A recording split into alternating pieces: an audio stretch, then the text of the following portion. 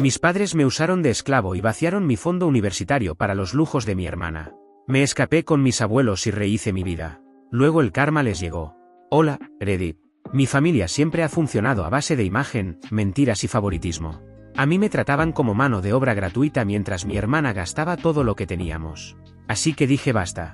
Elaboré mi propio plan y me alejé. Pero, por supuesto, mis padres no dejaron de intentar controlar la narrativa antes de que todo explotara. Así fue como empezó todo. Me llamo Aiden. Ahora tengo 18 años, pero esto ocurrió cuando tenía 17. Vivo en un suburbio donde la gente se preocupa más por la apariencia de sus jardines que por el estado real de sus cuentas bancarias.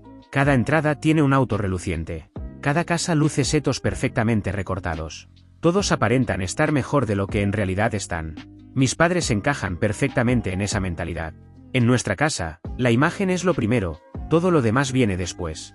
Mis padres, Oliver y Alicia, dirigen un café llamado Crossroads Cab. Desde afuera parece encantador, luces cálidas, decoración acogedora, publicaciones constantes en las historias de Instagram. Pero por dentro es, básicamente, un desastre financiero en cámara lenta. Las máquinas se descomponen todo el tiempo. Las facturas se acumulan detrás del mostrador. La mitad de los buenos días solo parecen buenos porque mis padres los exageran, como si estuvieran administrando el próximo Starbucks. Mantienen el lugar a flote a base de puro ego y negación. Tengo una hermana mayor, Amelia, a quien tratan como el cartel publicitario de la familia. Ella es nuestra marca. Chica de sororidad, ropa cara, fotos de estudios en el extranjero, todo el estilo de vida perfectamente pulido. Si gasta de más, lo ignoran como si estuviera invirtiendo en su futuro. La exhiben como prueba de que todavía nos va bien, incluso cuando claramente no es así. Y luego estoy yo, el que se supone que mantiene todo funcionando en silencio. Me llamo a mí mismo el activo invisible, porque así es exactamente como me siento, alguien que aporta y sostiene cosas, pero al que nadie ve ni reconoce. No soy el favorito. No soy el que presumen. No soy el hijo por el que apuestan. Soy el que debe callar, aparecer cuando lo necesitan y hacerles la vida más fácil. Hago el trabajo que se hace en segundo plano, el que mantiene todo funcionando mientras otros reciben el reconocimiento, aunque casi nadie admita que sin eso todo se desmoronaría. Eso incluye la cafetería familiar, Crossroads Cab. Lo que la gente no sabe es que la mayoría de las noches soy yo quien cierra el local, sin que me paguen. Barro el piso, limpio las mesas, repongo los refrigeradores y termino el inventario porque mis padres no quieren contratar empleados a los que tendrían que pagar. Ellos lo llaman ayudar al negocio familiar, pero en realidad es trabajo gratis disfrazado de lealtad. Si yo no aparezco, el café se desmorona. Así de simple. Ambos lados de la familia, mis dos pares de abuelos, han intentado ayudar varias veces. No de forma dramática. Solo ofreciendo consejos, pagando alguna factura puntual o recomendando a algún técnico que pudiera reparar las máquinas del café, como la cafetera industrial o el vaporizador de leche, a bajo costo. Pero cada vez, mi padre lo rechaza de inmediato. Toma cualquier ayuda como si fuera un ataque personal. Dice cosas como, no somos un caso de caridad o sabemos manejar nuestro propio negocio. Mientras tanto, mi madre finge estar de acuerdo, aunque evita mirar a nadie a los ojos cuando lo hace. Mis abuelos ven las grietas. Más de una vez me han llevado aparte para preguntarme si todo está bien o si necesito algo. Siempre les decía que sí, que todo estaba bien. En ese momento sentía que admitir la verdad solo empeoraría las cosas. Mi padre tenía una regla muy clara, no se habla de dinero, no se habla de problemas y definitivamente, no se sacan los problemas fuera de la casa. Pero, incluso con tanta pretensión, la verdad no estaba tan bien escondida. La casa estaba cargada de tensión. El café se sentía como un barco que se hundía lentamente. Y mi hermana seguía viviendo su vida universitaria impecable, como si fuera la princesa de una franquicia recién estrenada. No soy alguien que entre en pánico con facilidad, pero tampoco soy ingenuo. Podía ver que la seguridad de mi familia no era más que una actuación. Nada se sentía sólido. Nada era realmente estable. Todo dependía de la apariencia. Y mientras más crecía, más claro tenía que no podía confiar en eso. No odiaba a mis padres. Simplemente no podía confiar en la versión de la realidad que intentaban vender. Y cuando entendí eso, supe que necesitaba opciones que no dependieran de que mi padre y mi madre arreglaran sus finanzas o de la noche a la mañana, se volvieran responsables. Para cuando ese capítulo de mi vida empezaba a cerrarse, yo ya estaba pensando en un plan de respaldo. En secreto. En silencio. Porque alguien en la familia tenía que pensar en el futuro sin fingir, y ese alguien claramente no iba a ser mi padre, mi madre o la supuesta imagen perfecta que tanto se empeñaban en mantener ante los demás. No conseguí un trabajo porque odiara a mis padres ni porque quisiera rebelarme. Conseguí un trabajo porque podía ver lo que se avecinaba. Crow's Roboscap no estaba creciendo. Los gastos de mi hermana no disminuían. Y mi padre actuaba como si admitir estrés financiero fuera a matarlo. Sabía que, si no me preparaba yo, nadie más lo haría. Así que decidí construir mi propia red de seguridad, en silencio. Durante el día era solo otro estudiante de secundaria, tareas, proyectos en grupo, prácticas, cosas normales. Pero cuando terminaban las clases, cambiaba de rol. Algunas noches iba directamente al boliche, donde conseguí un trabajo de medio tiempo limpiando pistas y mesas. Otras tardes recibía un mensaje de mi padre, alrededor de las 3, que decía algo como, ven al café a las 8. Hace falta que haya más movimiento para la hora de la cena. Eso significaba que tenía que ir para que el lugar no pareciera vacío, ayudar en lo que hiciera falta y al final, quedarme a cerrar, sin cobrar. Aprendí rápido que mi vida tenía que avanzar en 2 vías si quería tener alguna oportunidad en el futuro. Así que mantenía la cabeza baja en la escuela, cumplía en el empleo que tocara ese día y terminaba la noche limpiando máquinas de espresso en Crow's Roboscap. Para que todo encajara, empecé a planificar como alguien que esperaba ser descubierto tarde o temprano. Llevaba un pequeño cuaderno escondido en mi mochila donde anotaba cada hora trabajada, cada dólar ganado y cada dólar ahorrado. No era mucho, pero era algo. Guardaba el efectivo en una vieja caja de lápices debajo de mi cama, junto con recibos importantes. Me decía a mí mismo que no estaba escondiendo nada. Me repetía que solo estaba siendo organizado. Pero la verdad era otra, no quería que mis padres supieran cuánto tenía, porque en el momento en que lo supieran, dejaría de ser mío. Después conseguí trabajo en una librería. Ahí conocí a Ronan, un tipo de finales de los 20 que trabajaba en 2 empleos y no romantizaba absolutamente nada. Hablaba del dinero como la gente habla del clima, directo y sin dramatismo.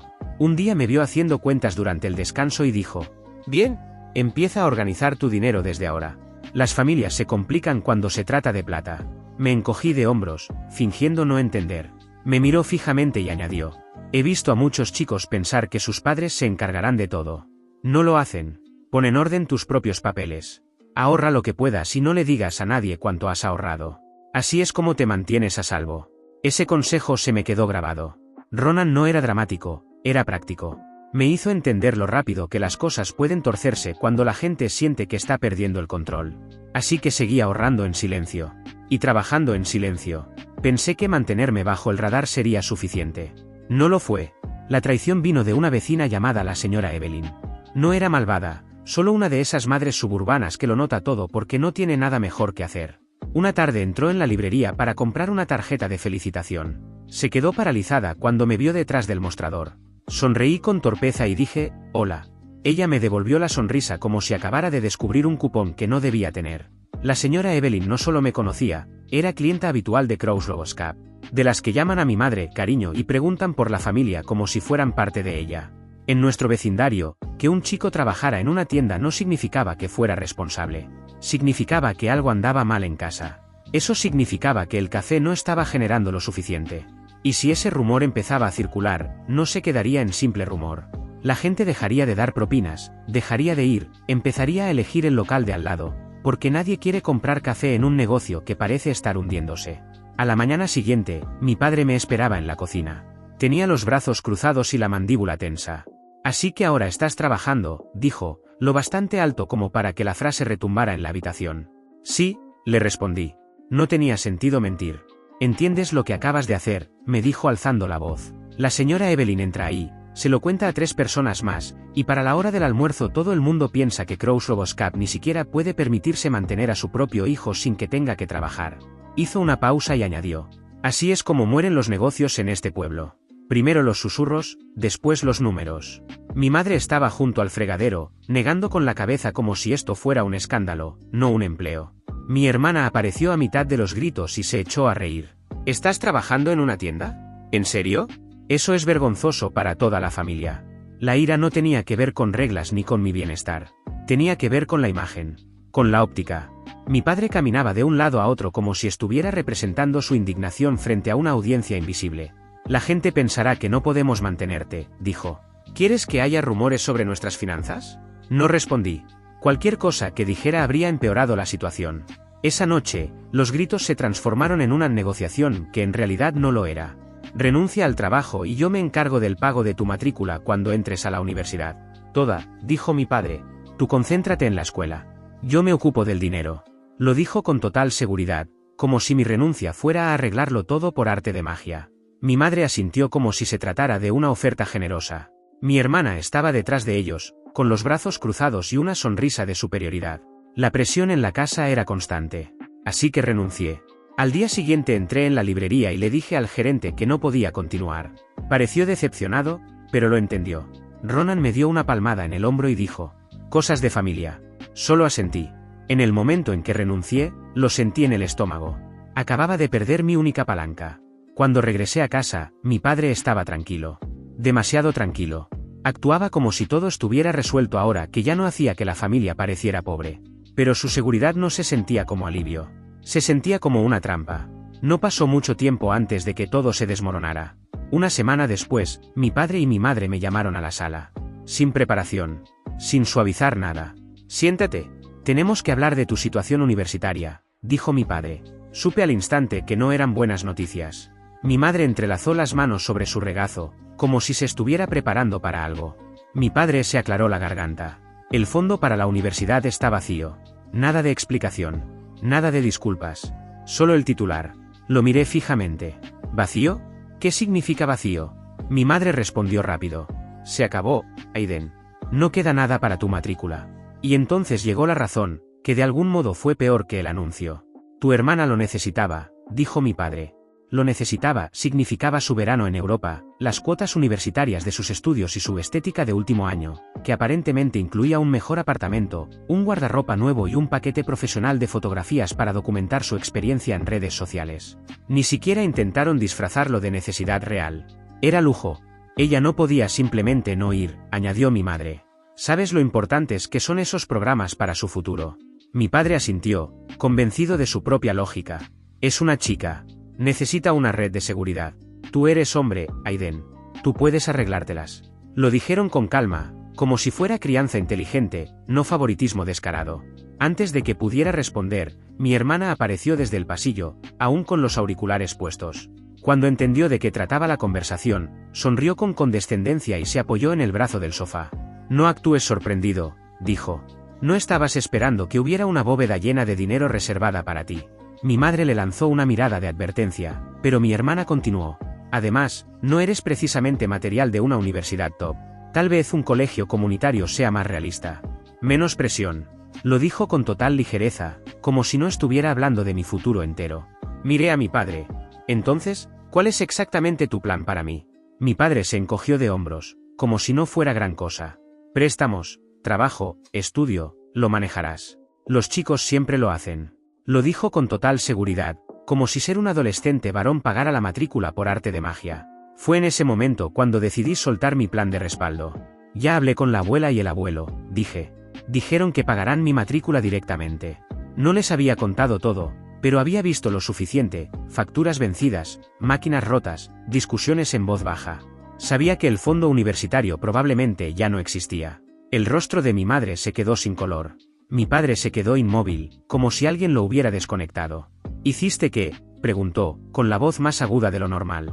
Hablé con ellos hace semanas. Sabían lo suficiente para entender que las cosas no eran estables. Se ofrecieron a ayudar.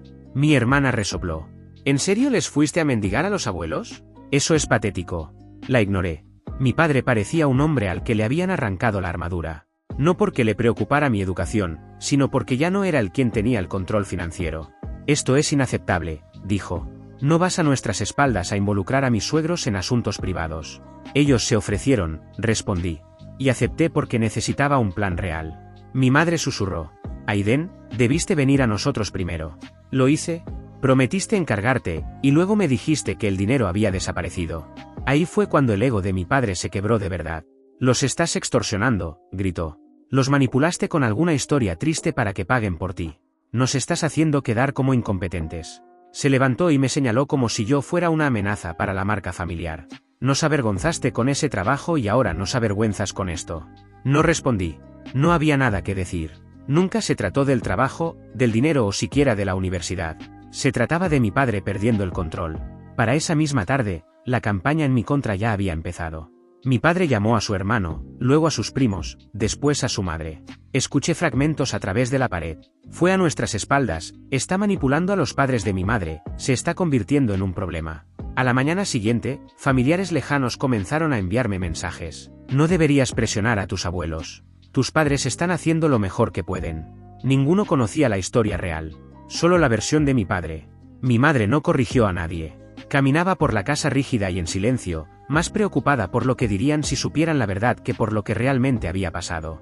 Siguió la narrativa de mi padre porque era más fácil proteger la imagen que admitir que me habían fallado. Mi hermana disfrutaba cada segundo. Pasaba frente a mi habitación con una sonrisa arrogante, como si hubiera ganado una competencia invisible. Fue entonces cuando entendí que ya no era un desacuerdo. Ni siquiera era sobre la matrícula. Era un intento coordinado de controlar la historia, aislarme y convertirme en el villano que estaba destruyendo a la familia. Después de lo del fondo universitario, la casa cambió de la noche a la mañana. No solo estaba tensa. Se convirtió en un lugar donde cada pequeño gesto se sentía vigilado, limitado o castigado. El silencio no era pasivo. Era una estrategia. El primer cambio fue sutil. Mi madre dejó de preguntarme si había comido. Luego dejó de cocinar suficiente para todos. Había cena para 3, mi padre, mi madre y mi hermana, y yo tenía que arreglármelas.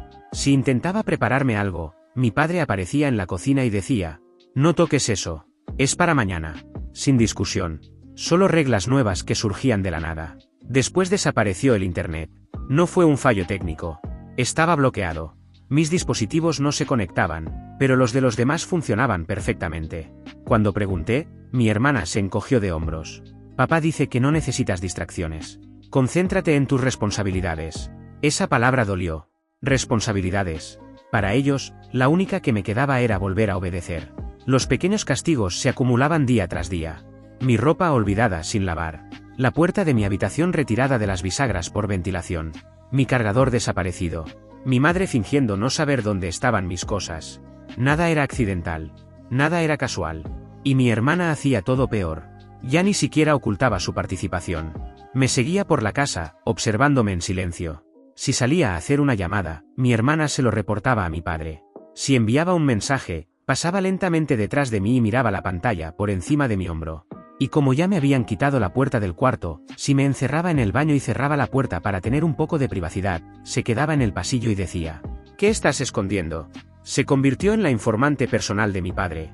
Una vez la escuché a través de la pared decir, salió de la casa a las 3. Está hablando con alguien. Creo que es la abuela. Lo dijo como si estuviera entregando un informe oficial. Mi padre usaba esas actualizaciones para construir la narrativa de que yo estaba perdiendo el control. Estás actuando de manera impredecible, Aiden. No hagas esto más difícil, decía, cuando en realidad era él quien estaba apretando cada tornillo que encontraba. El punto de inflexión llegó una tarde, cuando Julián, el hermano de mi padre, apareció sin avisar. Me pidió que saliéramos un momento hasta la entrada de la casa. No fingió que fuera una visita casual. Escucha, dijo en voz baja. Él ya ha hecho esto antes.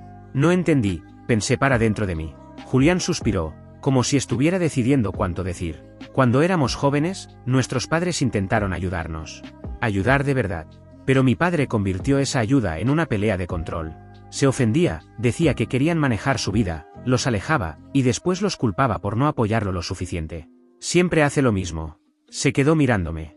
Ahora está haciendo contigo exactamente lo mismo. Fue la primera vez que alguien en la familia lo dijo sin rodeos. Mi padre necesita sentirse por encima de alguien, continuó Julián. Necesita tener el control. Y cuando siente que lo está perdiendo, reacciona mal. Se vuelve rencoroso. Castiga. Por eso tienes que protegerte. Antes de que pudiera responder, me entregó una pequeña carpeta. Empieza por esto. No lo dejes para después. Dentro había una lista clara y concreta: tarjeta de seguridad social, certificado de nacimiento, pasaporte, documentos bancarios, cualquier papel relacionado con mi identidad o con mi futuro. Si él tiene esos documentos, dijo Julián, tiene poder sobre tus decisiones. Puede retrasarte, bloquearte cosas, complicarte la vida. Guárdalos en un lugar seguro. Asentí. No era una advertencia dramática. No estaba exagerando. Era un consejo práctico. Y tenía todo el sentido del mundo.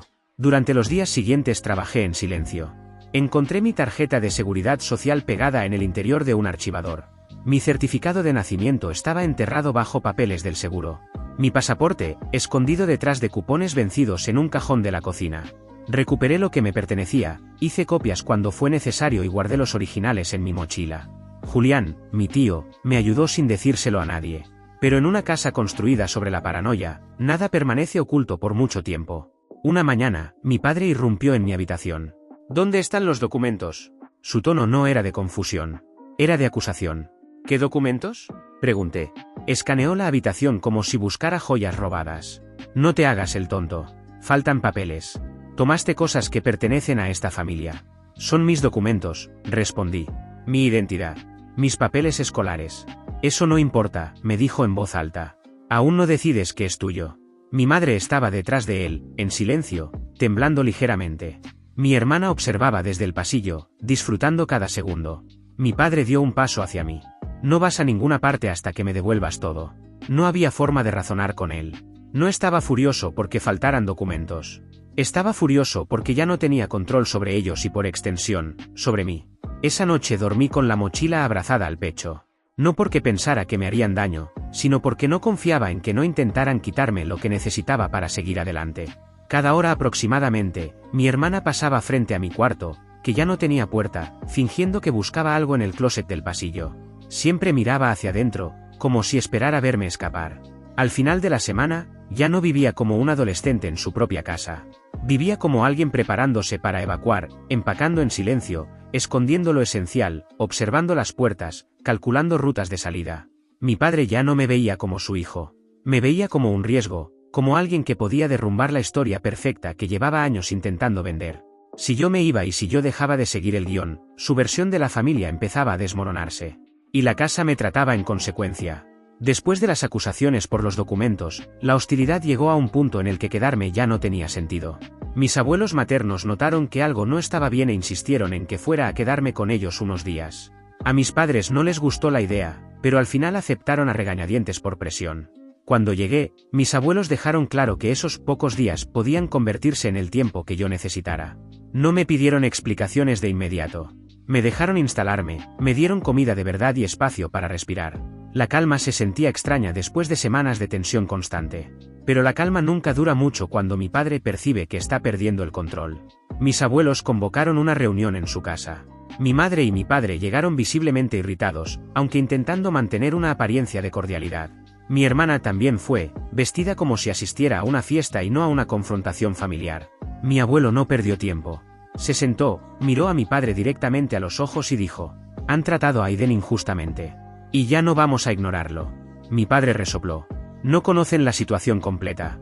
Mi abuela intervino con firmeza. «Sabemos lo suficiente. Sabemos que el fondo universitario se gastó en lujos para Amelia en lugar de apoyar a ambos hijos. Sabemos que Aiden ha estado trabajando en silencio sin reconocimiento. Y sabemos que lo han hecho sentirse inseguro en su propia casa». Mi madre se quedó inmóvil. La mandíbula de mi padre se tensó. Mi hermana cruzó los brazos, como esperando su turno para intervenir. Mi padre empezó con la negación. «Nunca hemos favorecido a nadie. Apoyamos a nuestros dos hijos». Mi abuelo no parpadeó. «No, apoyan a uno y utilizan al otro». La habitación quedó en silencio. Entonces mi padre cambió de estrategia, justificación. Amelia necesitaba esas oportunidades. Esas experiencias son importantes para su futuro. Aiden es fuerte. Puede arreglárselas. Mi abuela se inclinó hacia adelante. Favorecer a una hija por ser mujer no es sabiduría. Es injusto. Y esperar que Aiden cargue con todo en silencio es inaceptable. Mi madre finalmente habló, con voz contenida. «Lo están exagerando. Estamos haciendo lo mejor que podemos». Mi abuela respondió sin dudar. Le retiraron la comida. Le bloquearon el internet. Permitieron que su hija lo vigilara. Eso no es hacerlo mejor. Mi hermana intervino de inmediato. «Está siendo dramático. Actúan como si fuera una víctima. Ahora le están dando todo en bandeja, matrícula, vivienda y simpatía. Mientras tanto, yo tengo que mantener una imagen social para mi programa». Mi abuelo soltó una risa breve, sin humor. «¿Mantener una imagen?», repitió, mirando a mi hermana. «La mantienes con el dinero de Aiden. Dinero que debió haberse compartido». Mi hermana puso los ojos en blanco. «Lo que sea. Aiden siempre se hace la víctima». No respondí. Nada de lo que dijera iba a cambiar su forma de pensar. La familia extendida empezó a enterarse casi de inmediato, aunque en versiones fragmentadas. Un primo me escribió: «¿De verdad llamaste abusivo a tu padre?». Otro dijo: «Tus padres nos contaron que has estado actuando inestable». Los rumores se propagaron rápido, deformados según quien los contara. La mitad de la familia asumió que yo exageraba. La otra mitad pensó que mi padre finalmente había cruzado un límite. Para proteger su imagen, mi padre pasó al modo actuación total. En menos de una semana organizó una barbacoa en el patio trasero e invitó a vecinos, compañeros de trabajo y a muchos familiares, incluidos mis abuelos y yo. Posó sonriente con mi hermana para las fotos, habló en voz alta sobre lo importante que es la familia y se mostró encantador. Mi madre flotaba entre los invitados rellenando bebidas y sonriendo demasiado. Cualquiera atento podía notar que intentaban reescribir la narrativa antes de que se consolidara.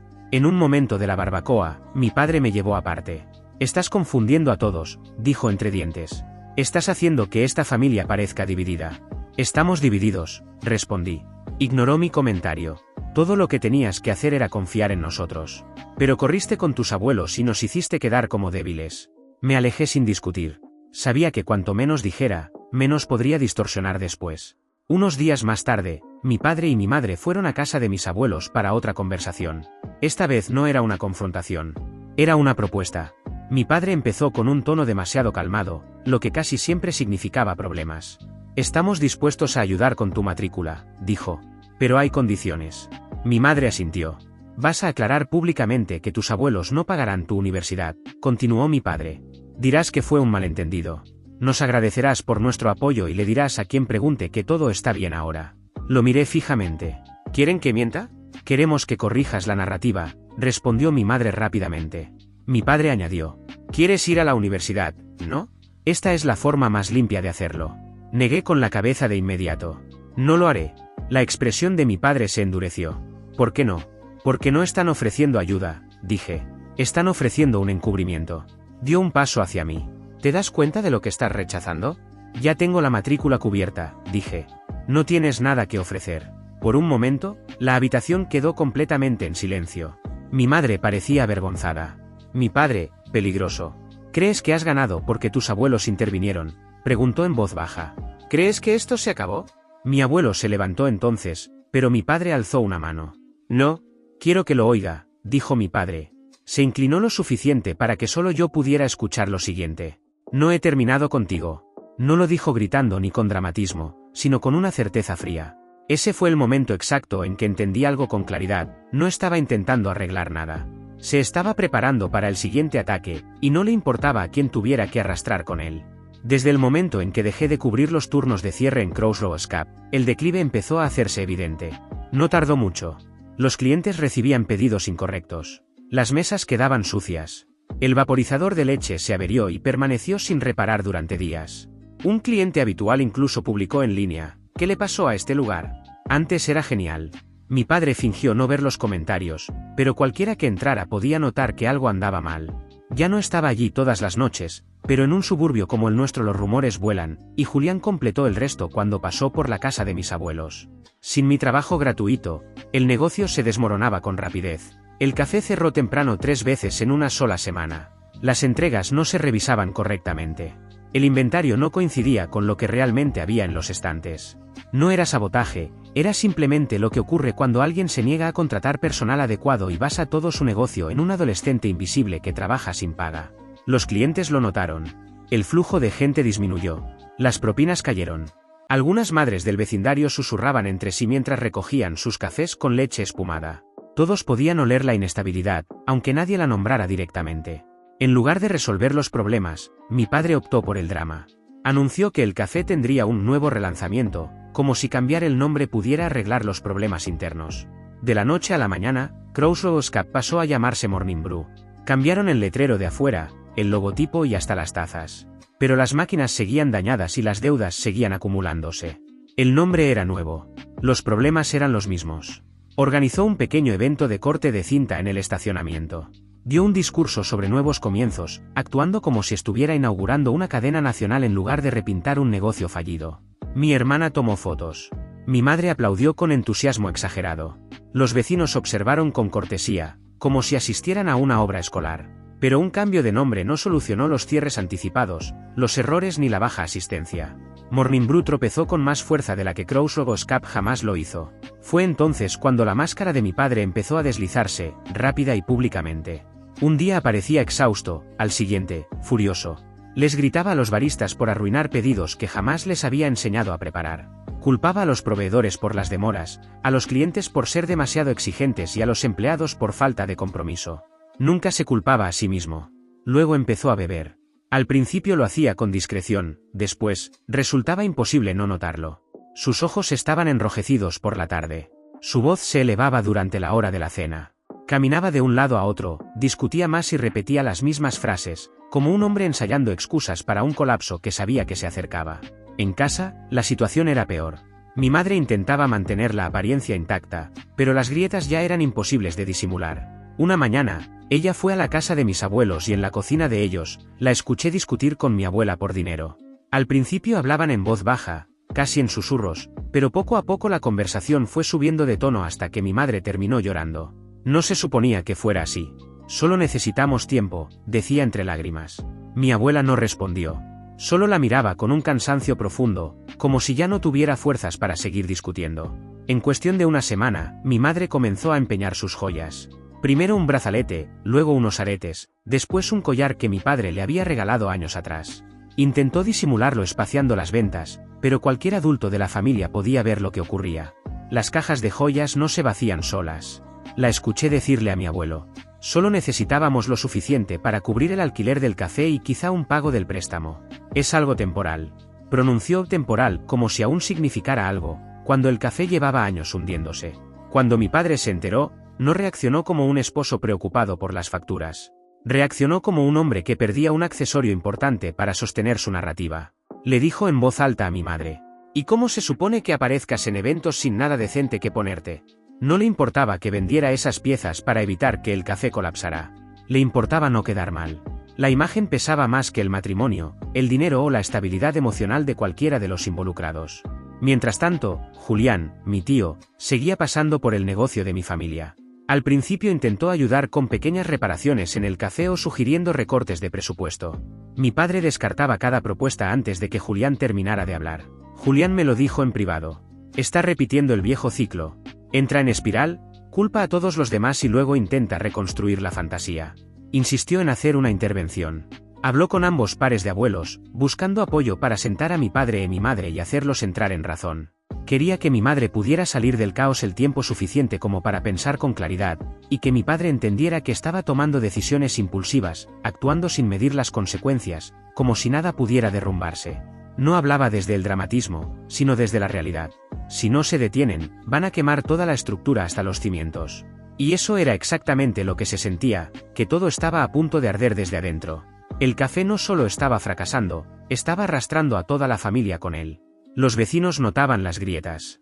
Los parientes lejanos susurraban sobre el comportamiento de mi padre. Mi madre apenas lograba mantenerse en pie. Mi hermana seguía publicando fotos impecables, como si nada de aquello existiera. Y mi padre caminaba por el pueblo fingiendo que todo estaba bien, mientras perdía el control de cada aspecto de su vida. Por primera vez, el problema ya no era solo entre mis padres y yo. No se trataba únicamente de la matrícula, del favoritismo o de una discusión mal resuelta. Era el sistema completo colapsando en público. Todos podían verlo. Todos podían sentir la presión. Y nadie, ni siquiera mi padre, podía fingir que se trataba de un simple malentendido. El día de la mudanza a la universidad debería haber sido normal, estudiantes cargando cajas, padres llorando, compañeros de habitación presentándose con torpeza. El mío empezó así durante unos 10 minutos, lo suficiente como para pensar que lo peor había quedado atrás. Mis abuelos estaban conmigo, ayudándome a instalarme en el dormitorio. El tío Julián se apoyaba junto a la puerta, revisando un paquete de documentos legales que había traído por si acaso. Entonces todo cambió. Una mujer con una credencial del campus y una radio enganchada al cinturón se acercó. ¿Eres Aiden?, preguntó. Tenemos una situación abajo. Tu padre está en la recepción insistiendo en que te están inscribiendo contra tu voluntad. Mis abuelos se quedaron inmóviles. Julián no. Exhaló por la nariz, como si nada de aquello lo sorprendiera, y murmuró. Sabía que haría algo así. Cerró la carpeta con calma. Bajamos en el ascensor. Antes de que las puertas se abrieran por completo, escuchamos la voz de mi padre retumbar por el pasillo. Lo están presionando, gritaba. Ni siquiera entiende lo que está firmando. Sus abuelos lo están empujando a esto. Un miembro del personal intentó intervenir, pero mi padre elevó aún más la voz. Está inestable, gritó, como si la palabra estuviera ensayada. No está en su sano juicio. No pueden permitir que se inscriba así. Un grupo de padres y estudiantes de primer año permanecía alrededor, fingiendo no mirar. Seguridad mantenía distancia, intentando desescalar la situación sin convertirla en un espectáculo, pero ya era imposible evitarlo. Mi padre no susurraba acusaciones, las proclamaba. Cuando me vio, señaló como si hubiera descubierto a un criminal. Ahí está. No pueden dejarlo firmar nada. No está mentalmente capacitado para tomar decisiones. Julián se colocó entre nosotros de inmediato. Oliver, basta. No tienes autoridad legal aquí. Aiden ya tiene 18 años. Mi padre lo ignoró. Aiden, ven a casa. Esto no eres tú. Te están usando por dinero. Están controlando tu vida. No levanté la voz. No, papá. No me voy a ningún lado. Me están ayudando porque tú no lo harías. Eso fue gasolina al fuego. Ahora crees que eres mejor que yo, gritó. Andas por ahí como si te hubieras construido solo. No eres nada sin mi apellido. Los estudiantes alrededor comenzaron a observar abiertamente. Mi padre continuó. Esto es culpa tuya. Todo. Tú y tus abuelos arruinaron todo. Dio un paso hacia adelante, como si quisiera acorralarme. Julián se movió más rápido y lo bloqueó sin tocarlo. Mi padre, dijo en voz baja. Aléjate. No sumes cargos criminales a tus problemas. Por un instante, mi padre pareció desconcertado de que su propio hermano no estuviera de su lado. Luego soltó una risa amarga. Siempre te gustó jugar al héroe. ¿Crees que ayudarlo te hace mejor que yo? Finalmente rodeé a Julián y miré a mi padre directamente a los ojos. Mi voz fue fría, firme. No perdiste el café por mi culpa. Lo perdiste porque pasaste 20 años fingiendo ser un hombre que no eras. Mi padre parpadeó, sorprendido por el tono. Drenaste cada recurso que teníamos para sostener una imagen que no podías permitirte, continué. Apostaste el negocio por orgullo. Dejaste que mi hermana se gastara el fondo universitario como si fuera dinero para decorar. Mamá está vendiendo sus joyas. Y tú le cambiaste el nombre al café, como si un letrero nuevo pudiera arreglar un negocio que nunca dio ganancias reales. Miró alrededor, de pronto consciente de que la gente escuchaba. Y ahora, continué, estás en el pasillo de una universidad gritando mentiras porque ya no puedes controlarme. Su rostro se enrojeció. Ingrato. Lo interrumpí. Mi hermana empezó a quejarse la semana pasada, ¿no? No se lo dijiste a nadie, pero la abuela me contó que la llamó porque dejaste de darle dinero y de financiar su vida de lujo. Todo se te vino abajo. La hija que tanto presumías ahora te está reclamando. Y mamá, añadí, está quebrada, asumiendo facturas que tú fingías que no existían. Respiré hondo. No fracasaste por mi culpa. Fracasaste porque seguiste actuando como si estuvieras por encima de la realidad. Mi padre volvió a lanzarse hacia mí, furioso y temblando. Esta vez, uno de los guardias intervino. Señor, necesita calmarse. Pero yo no había terminado. Está invadiendo mi espacio, dije con claridad. No tiene derecho a interferir con mi inscripción. Si no se va y continúa acosándonos, presentaremos un reporte formal. Hice una pausa y añadí. También existe grabación de cómo trató a la abuela la semana pasada. Varios padres a nuestro alrededor se tensaron. Algunos comenzaron a susurrar. Mi padre se quedó inmóvil. Sabía exactamente a qué me refería. También sabía que Julián tenía copias. 3 días antes, durante una discusión, había sujetado a mi abuela del brazo con demasiada fuerza, y mi madre lo había apartado. La cámara de seguridad del porche lo captó con claridad. Julián lo respaldó esa misma noche. Había estado esperando el momento en que mi padre cruzara una línea que no pudiera borrarse con palabras. La voz de mi padre vaciló. «Estás mintiendo». «No», respondí. «Estoy harto de mentir por ti». El guardia se volvió hacia él. «Señor, tendrá que acompañarnos». Mi padre intentó resistirse. «Es mi hijo. Esto es un asunto familiar». Pero el pasillo ya estaba lleno, estudiantes, padres, personal docente. Todos observando cómo se desmoronaba. 2 guardias lo tomaron por los brazos y lo escoltaron hacia la salida mientras seguía gritando. «Aiden, te vas a arrepentir. No eres nada sin mí». Ya no parecía poderoso. Parecía pequeño, un hombre gritando para conservar el control de algo que ya había perdido. Mi madre no estaba allí. Mi hermana tampoco. Pero la noticia se propagó con rapidez. En cuestión de horas, mi hermana llamó a mi abuela llorando, diciendo que todo era injusto y que su vida estaba arruinada. El dinero para sus estudios universitarios y para el departamento donde vivía ya no estaba garantizado. Para finales de la semana, tuvo que dejar el apartamento, mudarse de vuelta a casa y aceptar un trabajo de salario mínimo que detestaba. Pasaba los días quejándose de que el mundo estaba en su contra, como si todo lo que estaba ocurriendo fuera culpa de alguien más. Mi padre tampoco pudo sostener la versión que había construido durante años. El escándalo en la universidad corrió rápido entre familiares y vecinos, y esta vez no había forma de maquillarlo. Ya no era un rumor sobre finanzas ni una interpretación exagerada, había sido público. Había sido real. Y demasiada gente lo había visto. Al principio intentó mantener la postura, asegurando que todo había sido un malentendido. Pero mientras las semanas avanzaban, la presión financiera se hizo imposible de ocultar. Las deudas comenzaron a cerrarle puertas. Buscó préstamos para salvar la cafetería, habló con conocidos, intentó ganar tiempo. Sin embargo, los números no mentían, y nadie quiso asumir el riesgo de sostener un negocio que llevaba años tambaleándose. Meses después, la cafetería cerró definitivamente. No hubo gran anuncio ni discurso de despedida. Solo un letrero en la puerta y las luces apagadas antes de lo habitual. El cambio de nombre no había cambiado nada. La fachada renovada no había arreglado los cimientos. Todo lo que se sostuvo por orgullo terminó cayendo por realidad. Según algunos familiares, mi padre siguió culpándome durante un tiempo. Decía que, si yo me hubiera quedado, el negocio habría resistido. Que todo empezó cuando decidí irme. Pero la verdad es que yo no lo derrumbé. Solo dejé de cargarlo. Mientras todo eso terminaba de caer por su propio peso, yo estaba empezando algo nuevo. La universidad no era solo clases y libros, era distancia, perspectiva y la oportunidad de construir sin depender del caos de nadie más. Tengo a mis abuelos. Tengo a Julián. Tengo personas que me apoyan sin condiciones y sin juegos de poder. Eso es suficiente. Ellos tomaron decisiones durante años, convencidos de que podían sostenerlo todo con orgullo y apariencia. Pero las acciones tienen consecuencias. Siempre las tienen. Tarde o temprano, la realidad alcanza lo que uno intenta ocultar.